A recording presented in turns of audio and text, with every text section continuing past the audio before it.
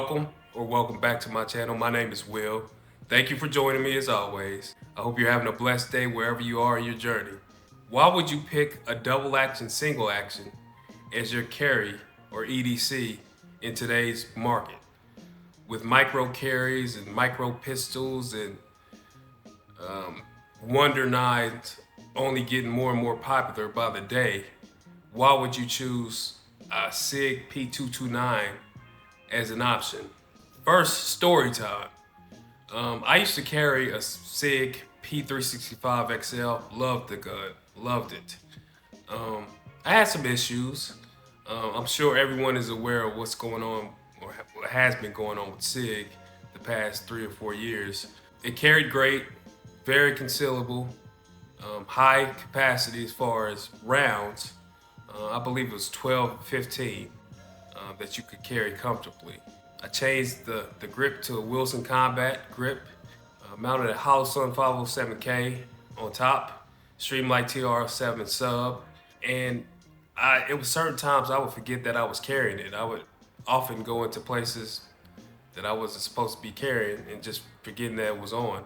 Like I mentioned, I put on the Wilson Combat grip module. So with SIGs, you can remove the FCU, which is the fire control unit. You can remove it, super modular.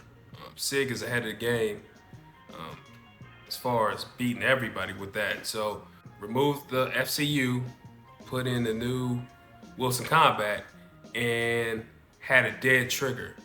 So I immediately called a gunsmith, which I won't mention. Not my current gunsmith, but another one. He took a look at it and got it functioning, but the trigger had a hitch to it. So I took it to the range one day. Within 5 rounds, the trigger kind of stopped.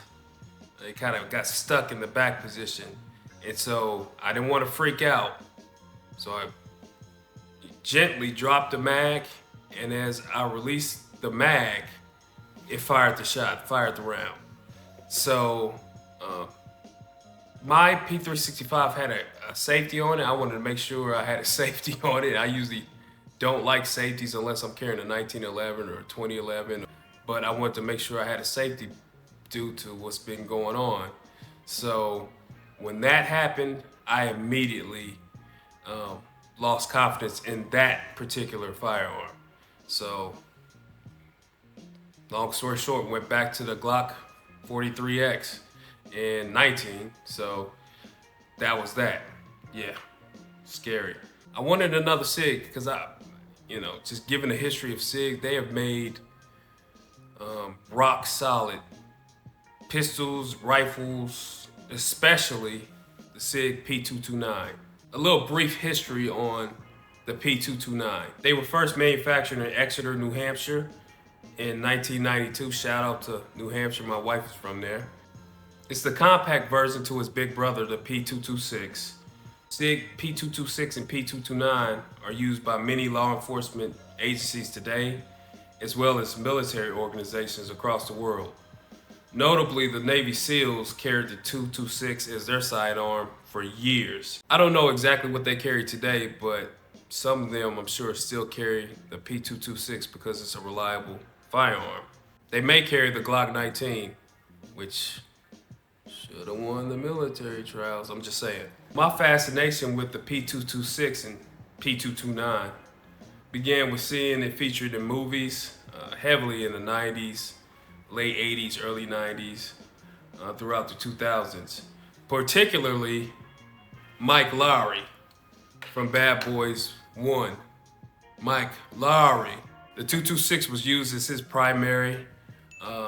And a fun fact, in the continuity era, the production team in the last standoff with the main villain, I don't know his name, he's just a classic villain. Instead of giving him the P226, they gave him a P225. Yeah, they must have thought, yeah, nobody had noticed, but we're gun guys, so we notice. And that's courtesy of IMFDB. If I see a particular firearm or gun in a movie, TV, or video game, I usually go there to check and see what it is. a lot of time on that website. We're clear, by the way. See?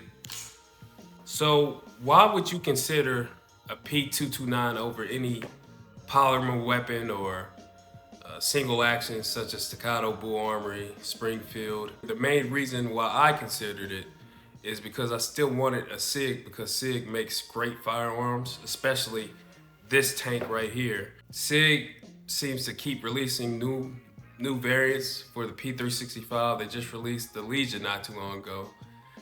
Now they have the Fuse, and the Radiant just dropped. They've been, under pressure and under scrutiny lately with their polymer options. So I wanted something that's a little bit more proven. Even though this is a, metal gun, it still carries great. I don't carry this as often as my Glock 19 or 43X, but in the wintertime, when you can put more layers on, this is definitely another option. Not to mention, with the double action, single action, it's in single action mode right now, but once you use the decocker, it becomes double action. It's a heavier pull, but if you're carrying this, especially appendix, that double action is so heavy, and I must say this is a smooth trigger, and I'm holding it right now, but it's heavy. So break, or you can just throw it in single action, and it's a crisp trigger. I don't really like carrying micro pistols. If I can carry a mid-size or full size, I'd rather carry those. I'm more confident, the grip is better. Even though I could shoot a lot of different models or options, manufacturers, I prefer to carry a mid-size or full when I can, and this is a great option. So I haven't done this many times before. I haven't listed all the different features in firearms, but we're gonna go ahead and do it today. To me, I like to promote different options, all on YouTube. You can see the latest and greatest fad or trend gun, but I like to bring, regular guy, average Joe, what they can carry. That won't really break the bank. I'll get to the price, but it's not as much as a Staccato or Bull or even a Springfield Prodigy. All of this is listed on Sig's website, but it's a 3.9-inch barrel length. It's the same as Staccato C2. The Glock 19 is a 4.02-inch barrel. It weighs 31.1 ounces unloaded. The finish is a PVD. It's called Sig Gray or Legion Gray, but it looks more like OD green to me. It's a low profile beaver tail, undercut rear or trigger guard, X-ray sights, which I must say, if you're shooting just irons, you pick these sights up fast. Front strap checkering. So how's it feel in your hand? It feels great. I believe this is a 1911 grip angle. It feels like it. These G10 grips are real grippy. It has a short reset trigger by Gray Guns, and you notice it. I've shot regular Sig P226s and 229s, and these triggers are way better. It's clear, so the YouTube range safety officers can chill out. It's kind of got a lot of take up due to it being a double action as well, but when you get to that wall, it's a little bit of creep, but it breaks. Reset, right there, back on it, ready for action. It feels top heavy, but once you have 15 rounds loaded in it, it bounces out. And the shooting impulse is a little flippy. That's due to this big bore axis as opposed to the Glock 19, the venerable Glock 19. Yes, it's made an appearance again. Glock 19 is the gold standard. So as you can see, they're pretty much the same size, minus the Radiant Ramjet. But yeah, of course, the Glock 19 is lighter, but it's not, the difference is negligible to me. I'm used to carrying a Glock 17 in the winter, so yeah, doesn't really bother me too bad.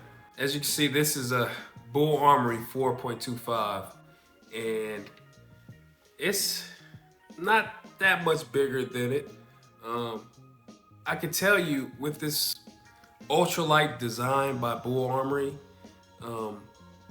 They feel about even based on, you know, you can look at the specs, but to me, they feel even as far as weight. You're looking at the P229, 226, they compare. To me, I believe they're better than polymer just because of the trigger, the metal, the quality. It seems like it'll last longer. I believe if you look around, and I'll throw in some clips from different websites, I believe you can find a newer one for around $13.50, which is not bad, but you get what you pay for. It's an all metal gun, which is kind of old school, which I like. The quality is just pure Sig at its finest. Pure Sig at its finest. And if you don't want a single action, maybe take a look at this over a staccato. Even though, you know, I'm saying that, but I have a Bull Armory right there. It won't have the same trigger as a 1911, but the safety features with that being double action with that heavy trigger makes me feel a little bit more safe carrying it, especially appendix. It's a gorgeous gun. And the OD green, it's Sig. I originally got the non-optics version of the P229. Not too long ago, Sig offered the optics ready slide, so I purchased it as soon as I could. And I originally was gonna put a Trijicon RMR. I love Trijicon, but Sig released the Romeo-X Pro. It's pretty good. I'm used to Trijicon, but they're giving Trijicon a run for their money. It took me a little while to zero, I think, because I'm just used to Trijicon. You can't make adjustments with a shell casing. They give you a tool, a hex tool or hex key. You make your adjustments with that. It's an open emitter with a 2 MOA dot with a 32 circle around it, kind of like EOTech or Hollow Sun. You have the option to run it with just a dot or circle dot. I choose the dot. The clarity is kind of better than Trijicon. It's along the lines of aim point, but it has a blue hue to it, but I don't even pay attention.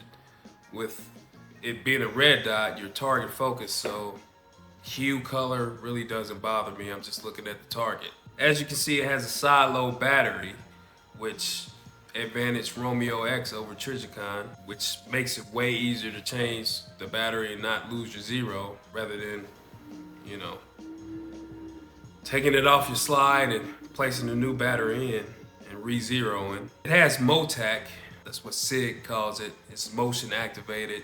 So if you lay it down, after a while it cuts off. Once you pick it up, rock and roll.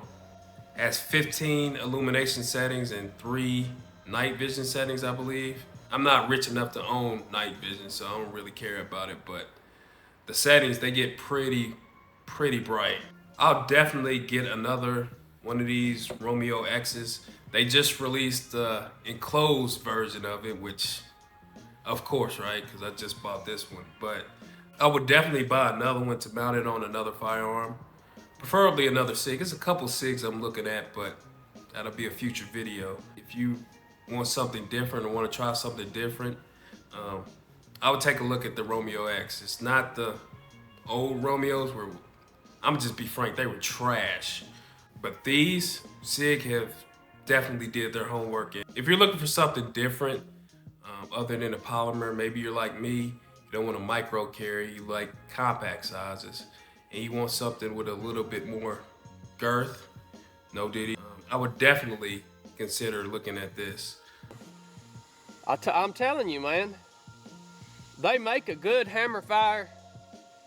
You know, their old school design pistols are good pistols. I don't know what it is about them, but I like it. I follow Chad from 3 of 7 Project. I trust in what he says because he was a Navy SEAL, and you know, he's just really entertaining to watch, but he keeps it real. So these are great guns. If you're worried about, you know, the other problems that Sig has been having, they're alleviated by the 226 and 229 because they're proven. They've been around for decades now. I would definitely take a look at the P229. Maybe your local range has one. You could try it out. See what you think. It never hurts. At the end of the day, no one can make the decision but you. No matter what YouTuber or friend might say to you, you have to be comfortable with it. So this is just my opinion. Like I said, I'm a regular guy. I'm just sharing my thoughts on different things. So PSA time. I know it's been a while since I posted anything, but you know, I have a full career and do all of this by myself. The wife helps me out with the production too. But these videos are hard to make. It takes money. It takes a lot of time. It takes sacrifice too. So that's why I have a lot of respect for different people that get into YouTube or content creation, because it does take a lot of time. So I apologize for that, but I'm back and fully plan on providing a lot more videos. Please, if you could though, if you like what you see, give me a like, share, or subscribe. I have some special things coming up. As you saw a little bit earlier, I have another video coming soon, so be on the lookout. Stay safe. All right, until next time.